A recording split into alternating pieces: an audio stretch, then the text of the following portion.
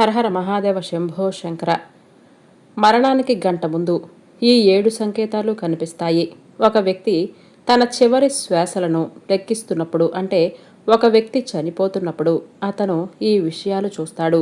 అంతేకాదు, వింటాడు కూడా. అతనికి అసలు ఎలాంటి అనుభూతి కలుగుతుంది? ఇవన్నీ కూడా గరుడ పురాణంలో వివరంగా వివరించబడి ఉన్నాయి. ఇప్పుడు ఈ విషయాలను మనం ఈ వీడియోలో వివరంగా తెలుసుకుందాం. మరణిస్తున్న వ్యక్తి తన జీవితంలోని చివరి గంటలో ఎలాంటి అనుభూతిని చెందుతాడో ఇప్పుడు మనం తెలుసుకుందాం. మరణం అనేది ఎవ్వరూ తప్పించుకోలేని అనివార్యమైన సత్యం. గరుడ పురాణంలో జననం మరియు మరణం ప్రస్తావన విపులంగా ఉంది.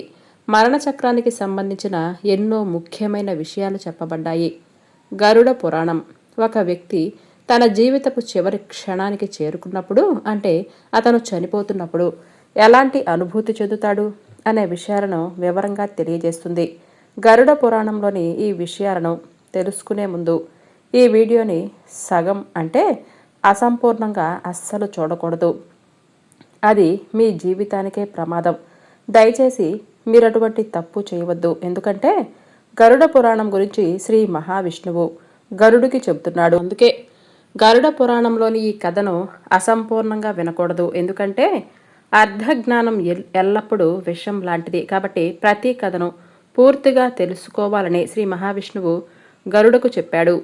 మీరు ఈ వీడియోని మధ్యలో వదిలేకుండా చివరి వరకు చూసి జై శ్రీ మహావిష్ణువు అని కామెంట్ చేయండి. గరుడ పురాణంలోని ముఖ్యమైన విషయాలు తెలుసుకోవటం వలన స్వర్గలోకం ప్రాప్తిస్తుంది మరియు అతను చేసిన పాపాలన్నీ క్షమిస్తాడు శ్రీ మహావిష్ణువు. కాబట్టి ఈ విషయాలు అందరికీ తెలియాలంటే ఈ వీడియోని మీ కుటుంబ సభ్యులకు, మీ స్నేహితులకు తప్పకుండా షేర్ చేయండి. ఇక లేట్ చేయకుండా వీడియోలోకి వెళ్ళిపోదామండి.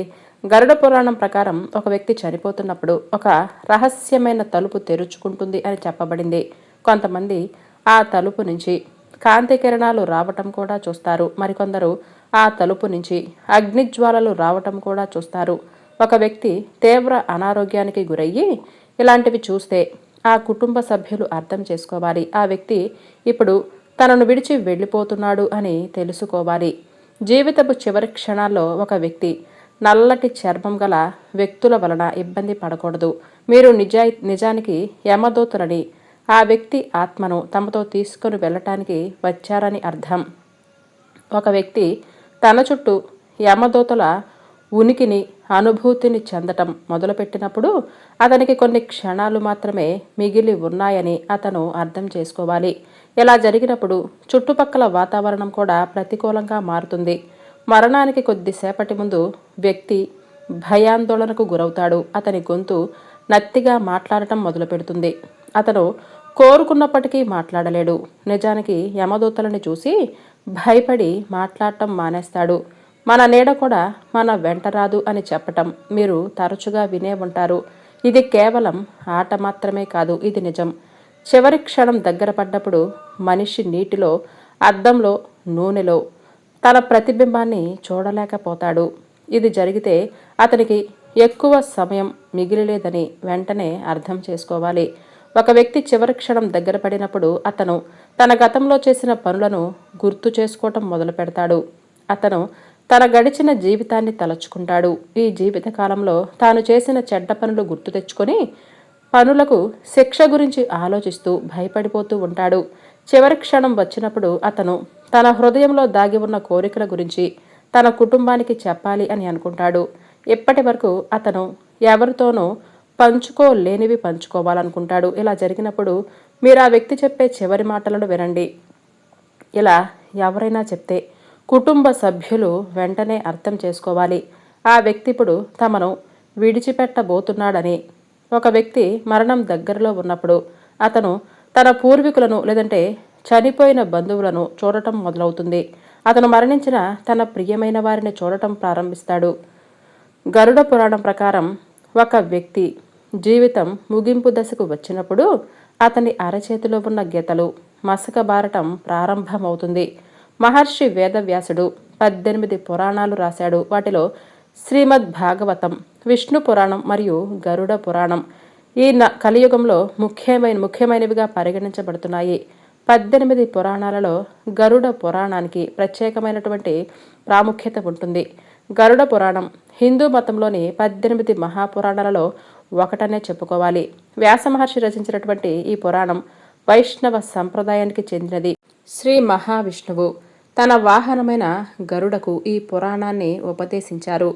గరుడ పురాణం విష్ణు భక్తి జ్ఞానం మీద ఆధారపడి ఉంది.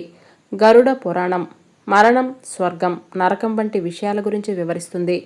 గరుడ పురాణం మరణం తర్వాత ఏం జరుగుతుందో మరియు ఆత్మ ఏ మార్గంలో వెళ్లాలో వివరిస్తూనే ఉంటుంది.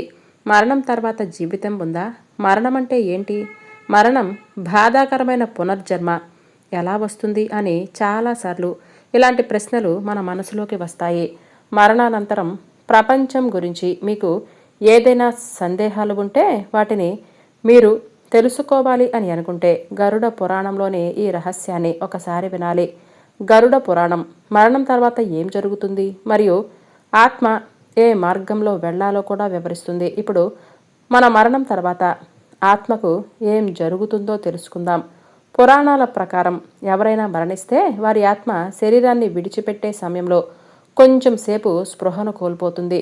ఆత్మ స్పృహలోకి వచ్చినప్పుడు శరీరాన్ని, కుటుంబ సభ్యులను చూసి నిరుత్సాహపడి విచారిస్తూనే ఉంటుంది.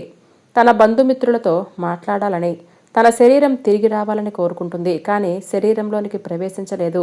తర్వాత యమదూతలు వచ్చి ఆత్మను యమలోకానికి తీసుకెళతారు. అక్కడ వారికి కర్మలన్నీ రాయబడి ఉంటుంది. ఆ తర్వాత ఆత్మ తిరిగి బంధువుల వద్దకు వస్తుంది. పురాణాల ప్రకారం గరుడ పురాణాన్ని కుటుంబ సభ్యుల మరణం తర్వాత మాత్రమే పారాయణం చేస్తారు. దీంతో మరణించిన వారి యొక్క ఆత్మ శాంతి చేకూరి మోక్షం లభిస్తుంది. మరణించిన వారి ఆత్మ 13 రోజుల పాటు ఇంట్లోనే ఉంటుందని నమ్ముతారు. అందుచేత గరుడ పురాణాన్ని చదవటం వలన, పారాయణం చేయటం వలన ఆత్మకు మోక్షం లభిస్తుంది. గరుడ పురాణం ప్రకారం శ్రీ మహావిష్ణువు భక్తులను మాత్రమే విష్ణుదూతలు వచ్చి వైకుంఠానికి తీసుకుని వెళుతూ ఉంటారు అని చెప్పబడింది.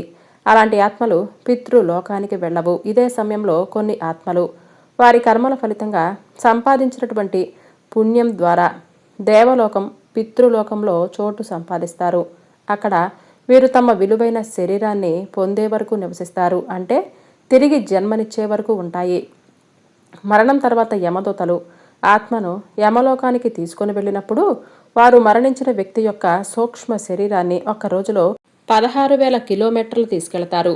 మరణించిన రోజు మాత్రమే యమలోకంలో ఉండేందుకు అనుమతిస్తారు. గరుడ పురాణం ప్రకారం మరణించిన తేదీ నుంచి చనిపోయిన ఏడాది పాటు బ్రాహ్మణులకు తర్పణం చెయ్యాలి. ఇలా చేయటం వలన యమదూతలు ఆత్మబలాన్ని పొందుతారు. వారు ముందుకు వెళ్లే సామర్థ్యాన్ని, శక్తిని పొందుతారు. ఆత్మలు ఈ మార్గంలో ప్రయాణంలో వారి ఆత్మలు బాధపడవలసి వస్తుంది.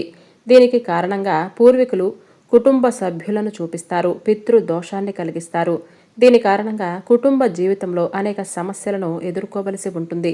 గరుడ పురాణంలో ధర్మం, అధర్మం, పాపం, పుణ్యం, స్వర్గం, నరకం, నీతి, నియమాలు వంటి అనేక అంశాల గురించి వివరించడం జరిగింది.